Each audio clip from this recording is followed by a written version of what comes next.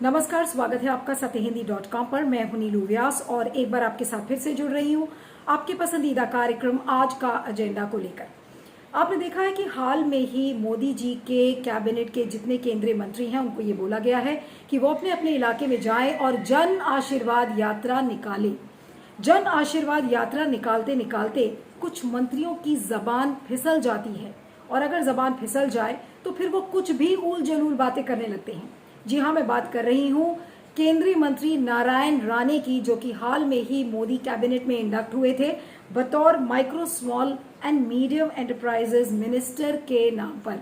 पहले वो शिवसेना में थे, फिर उन्होंने कांग्रेस ज्वाइन किया और फिर अब वो बीजेपी के मंत्रिमंडल का हिस्सा हैं और उन्होंने जन आशीर्वाद यात्रा निकाली। और जब उनकी जन आशीर्वाद यात्रा जब उनके कंस्टिट्यूएंसी में पहुंची तब एक उन्होंने प्रेस कॉन्फ्रेंस किया और उस प्रेस कॉन्फ्रेंस में कुछ पत्रकारों ने उद्धव ठाकरे से संबंधित सवाल किया तो उनकी जबान यूं फिसली कि उन्होंने कहा कि जो स्वतंत्रता दिवस का भाषण था उसमें उद्धव ठाकरे को ये याद नहीं था कि ये कौन सा स्वतंत्रता दिवस था और उनको अपने सहयोगियों से हेल्प लेनी पड़ी। और फिर नारायण राणे ने कहा कि अगर मैं वहां पर मौजूद होता तो उद्धव ठाकरे के कान के नीचे एक थप्पड़ लगा देता।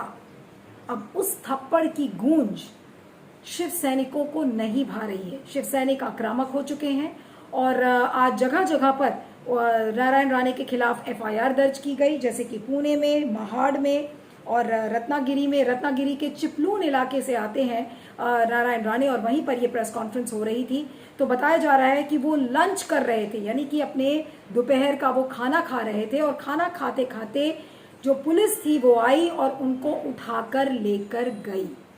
अब आपको बता दें कि आज नारायण राणे को हिरासत में ले लिया गया है और जो रत्नागिरी का जो सेशंस कोर्ट है उसने उनकी जमानत याचिका को भी खारिज कर दिया।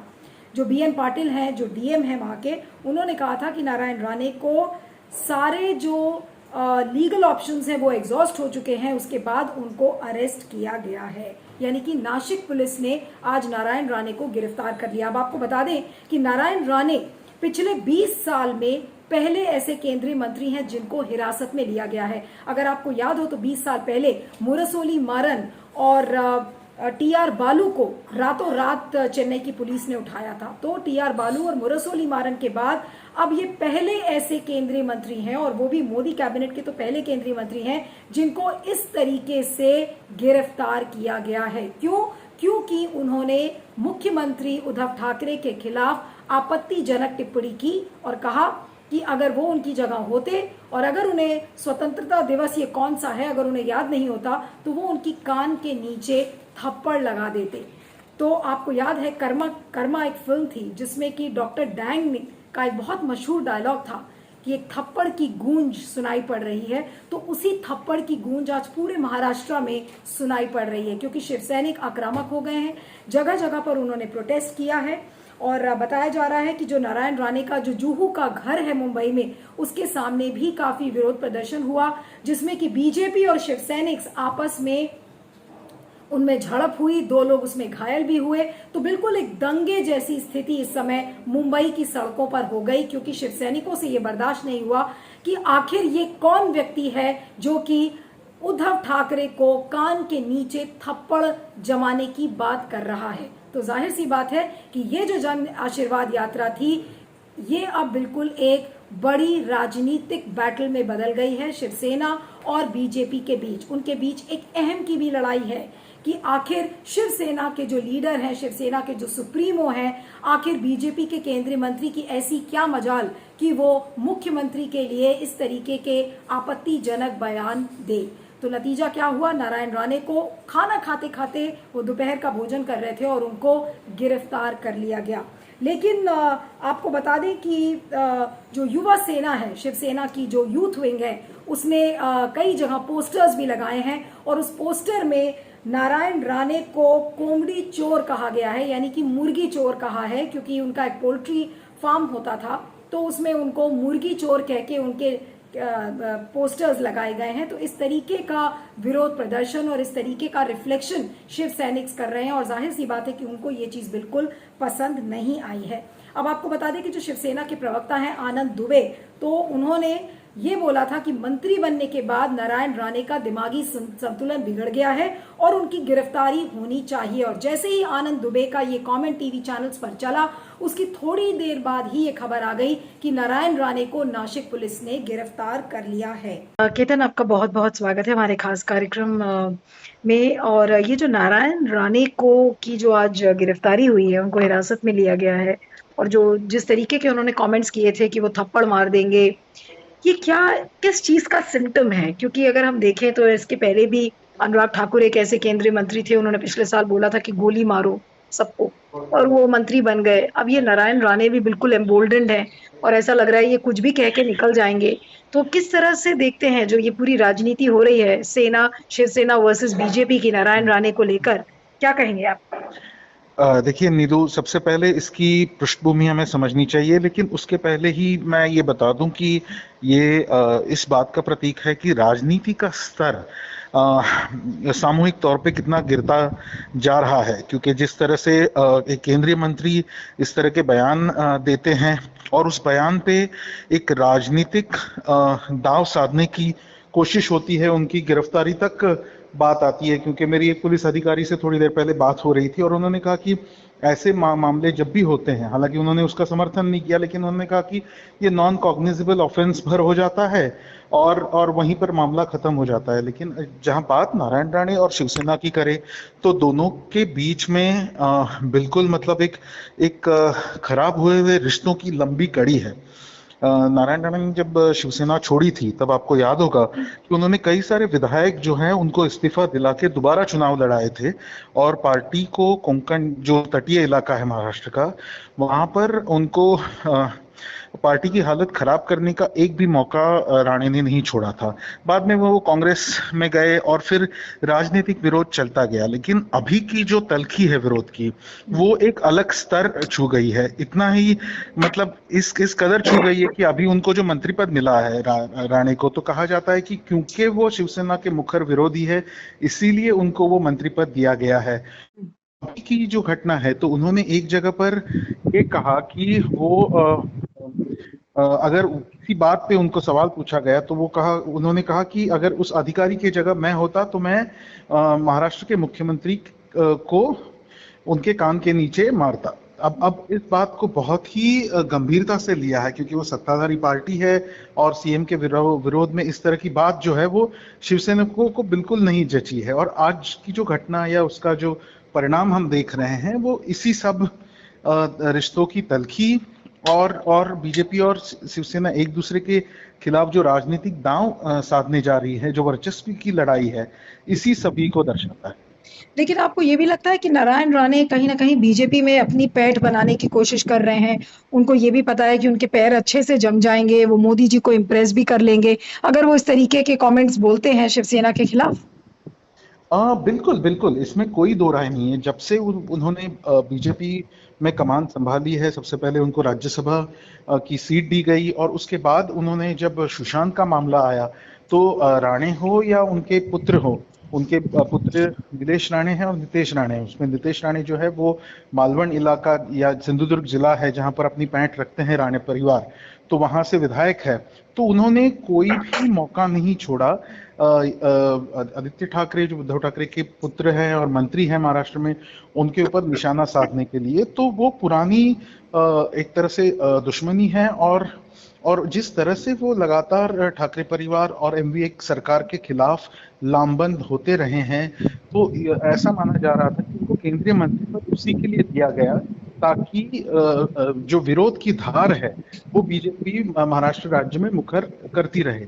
तो मुझे यही लगता है कि आज की जो घटना है वो एक तरीके से आप कह सकते हैं कि बदले की राजनीति है इन दोनों गुटों में। एक तरफ एमवीए है जिसकी अगुवाई शिवसेना कर रही है, और एक तरफ राणे गुट है जिसको हर बार जितना भी उन्होंने ठाकरे परिवार पर हमला किया है उतना उनको उसका पॉजिटिव नाम मिला है।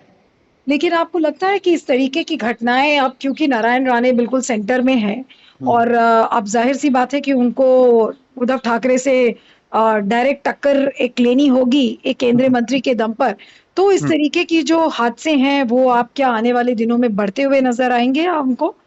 जहां तक मेरे मेरे खुद के आकलन का सवाल है और सूत्रों से बात जो कि उसका सवाल है, तो मुझे लगता है कि ये विरोध बढ़ेगा, क्योंकि आप देख रहे थे कि अनिल देशमुख के खिलाफ जो ईडी जांच कर रही है, या फिर परमवीर सिंह का जो पूरा मामला हुआ, रश्मि शुक्ला का जो मामला हुआ, और जो एजेंसियों के जरिए एमवीए पर अंकुश रखने की बात की जा रही है केंद्र सरकार की तरफ से, तो उसका ये जवाबी हमले के तौर पे आप समझ सकते हो। आज जब हम बात कर रहे हैं, तब महाराष्ट्र के पूर्व गृह मंत्री अनिल देशमुख, उनके खिलाफ अब भी ईडी जांच कर रही है।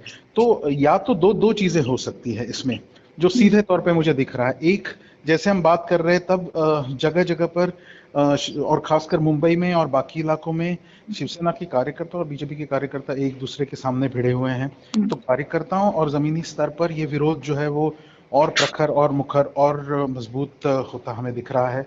तो एक वो है, और दूसरा एजेंसियों के जरिए कि एक तरफ पुलिसी कार्रवाई करना चाहती है एमवीए सरकार उद्धव ठाकरे के खिलाफ, मुख्यमंत्री नारायण राणे के खिलाफ उद्धव ठाकरे के जरिए, और दूसरी तरफ आप देख रहे हैं कि किस तरह से केंद्रीय एजेंसियों का इस्तेमाल हो रहा है एमवीए की सरकार के मंत्रियों को अंकुश में रखने के लिए। तो एजेंसियों का बेजा इस्तेमाल वो भी है, और ये लड़ाई जो है वो अब कार्यकर्ताओं के बीच की भी हो गई है, जमीन की लड़ाई भी हो गई है। लेकिन जो बीजेपी की प्रतिक्रिया है वो भी अपने आप में हैरान करने वाली है। जेपी नड्डा ने ये लिखा है कि ट्वीट करके कहा है कि राणे की गिरफ्तारी संवैधानिक मूल्यों का हनन है। और उसके बाद अगर आपको बता दें तो शिवसेना जो बीजेपी के ही जो स्टेट चीफ है चंद्रकांत पाटिल, उन्होंने कहा है कि शिवसेना के लीडर्स जब उल जलूल कमेंट्स महाराष्ट्र के गवर्नर के लिए करते हैं तब उन्हें क्यों नहीं बुरा लगता। तो इस तरीके की प्रतिक्रियाएं आई हैं। उसके बाद फडणवीस ने कहा है कि बिल्कुल कोई लॉ एंड ऑर्डर इस समय महाराष्ट्र में नहीं है, बिल्कुल तालिबानी शासन इस समय महाराष्ट्र में चल रहा है। और उन्होंने ये भी कहा कि हम उनके वक्तव्य का समर्थन नहीं करते जो नारायण राणे ने कहा है, लेकिन उस व्यक्ति का समर्थन करते हैं, यानी कि बीजेपी नारायण राणे को पूरा सपोर्ट दे रही है। तो जाहिर सी बात है कि जो राजनीतिक गलियारों में जो सरगर्मी है इस समय वो काफी बढ़ गई है नारायण राणे के इस कमेंट को लेकर, और जिस तरीके से उन्होंने डायरेक्ट चुनौती दिया है उद्धव ठाकरे को, तो इसको राजनीतिक गलियारों में बिल्कुल एक, जिसे कहते हैं कि गुफा में जाकर और अपना हाथ अंदर डाल देना शेर के हाथों में, ये वो वाली एक स्थिति दिख रही है। लेकिन नारायण राणे ने ऐसा क्यों किया? नारायण राणे इस समय बीजेपी में अपनी पैठ बनाने की कोशिश कर रहे हैं, मुख्यमंत्री की दौड़ में भी वो अपने आप को देखना चाह रहे हैं महाराष्ट्र के। तो जाहिर सी बात है कि वो इस समय प्रधानमंत्री नरेंद्र मोदी को और जो पार्टी अध्यक्ष जेपी नड्डा हैं उनको इम्प्रेस करने की कोशिश कर रहे हैं, और उनको ये पता है कि अगर वो इम्प्रेस करना चाहते हैं तो वो इम्प्रेस तभी हो पाएंगे जब आप उद्धव ठाकरे को एक सीधी चुनौती देंगे, उनको एक सीधी ललकार देंगे। और इससे बड़ी ललकार क्या होगी कि नारायण राणे खुद ये बोले कि अगर मैं उनकी जगह होता और अगर मुझे स्वतंत्रता दिवस कौन सा है ये याद नहीं होता तो उनके कान के नीचे थप्पड़ जमा देते। तो इस तरीके का एक जो युद्ध में जिसको ललकारते हैं वो ललकार नारायण राणे ने उद्धव ठाकरे को दी है, और जाहिर सी बात है कि शिवसैनिक्स ने इसको बिल्कुल भी अच्छा नहीं समझा है। और दंगे की स्थिति जैसी एक देखी जा सकती है। जैसा मैंने कहा कि सारे शिवसैनिक्स और जो बीजेपी के जो कार्यकर्ता हैं उनमें आपसी झड़प हुई, कई लोग उसमें घायल भी हुए, और एक्सपर्ट्स की अगर आप माने तो ये जो हादसे हैं इस तरीके के वो आने वाले दिनों में बढ़ सकते हैं, क्योंकि जन आशीर्वाद यात्रा में जब इस तरीके की बातें होती हैं तो जाहिर सी बात है कि जब दोनों तरफ के जो कार्यकर्ता है वो आपस में झड़प रहे हैं तो राजनीतिक पारा है जो वो इस समय बिल्कुल गर्म हो चुका है। लेकिन आप देखिए राजनीति का जो स्तर है वो कितना नीचे लेवल पर हो गया है। पिछले साल हमने देखा था कि केंद्रीय मंत्री अनुराग ठाकुर ने क्या कहा, जब दिल्ली दंगों के दौरान उन्होंने क्या कहा था, गोली मारो का कमेंट किया। उसके बाद देखिए उनको किस तरीके से रिवॉर्ड किया गया, उनको केंद्रीय मंत्री बना दिया गया। नारायण राणे एक मुख्यमंत्री को कहते हैं कि अगर मैं उनकी जगह होता तो कान के नीचे थप्पड़ जमा देता। इस तरीके का कमेंट करने के बाद अगर बीजेपी उसको कंडेम नहीं कर रही है, किसी तरीके की विभत्सना बीजेपी की तरफ से नहीं आ रही है, तो आप इसे समझ सकते हैं कि बीजेपी का डायरेक्ट सपोर्ट नारायण राणे को है, और नारायण राणे को इस पर कोई पछतावा नहीं है कि उन्होंने क्या कहा है। तो एक बदले की राजनीति, जिसे कि आप वेंडेटा पॉलिटिक्स कहते हैं, ये उसका सीधा उदाहरण है। कई लोग इसे ऐसे भी देख रहे हैं कि शिवसेना ने बीजेपी की भाषा में बीजेपी के लोगों को समझाने की कोशिश की है। और जैसा मैंने आपको कहा कि जिस तरीके का सपोर्ट बेस नारायण राणे ढूंढ रहे हैं कि प्रधानमंत्री इंप्रेस हो जाएं, बीजेपी के जो आला कमान नेता हैं वो इंप्रेस हो जाएं, तो इंप्रेस करते करते उनकी जबान इस तरीके से फिसली कि उन्हें ये नहीं पता था कि वो हवालात के पीछे चले जाएंगे।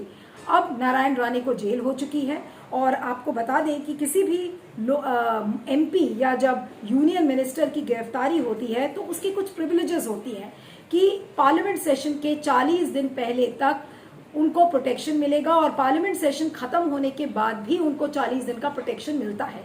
लेकिन नारायण राणे के केस में ये चीज नहीं है, क्योंकि नारायण राणे का जो अपराध है वो एक क्रिमिनल ऑफेंस है और ये जो प्रिविलेजेस हैं ये क्रिमिनल ऑफेंस के लिए नहीं हो सकती। तो अब देखना ये होगा कि नारायण राणे अब जेल की सलाखों के पीछे कितने दिन रहते हैं। आज रत्नागिरी की सेशंस कोर्ट ने उनकी जो जमानत याचिका थी उसको खारिज कर दिया है और जाहिर सी बात है कि शिवसैनिक्स और बीजेपी के बीच जो एक पॉलिटिकल कंपटीशन जो एक तरीके से देखा जा रहा है वो अब बिल्कुल चरम सीमा पर है। तो क्या होगा, उद्धव ठाकरे क्या करेंगे, शिवसैनिक इस समय क्या करेंगे, बीजेपी इसको कैसे लेती है, यह भी आने वाले दिनों में पता चलेगा। लेकिन एक थप्पड़ की गूंज इस समय महाराष्ट्र की राजनीति में पूरी तरह से सुनाई दे रही है और इसका शिकार हो गए हैं नारायण राणे, जिसका शायद इन्हें अंदाजा भी नहीं था।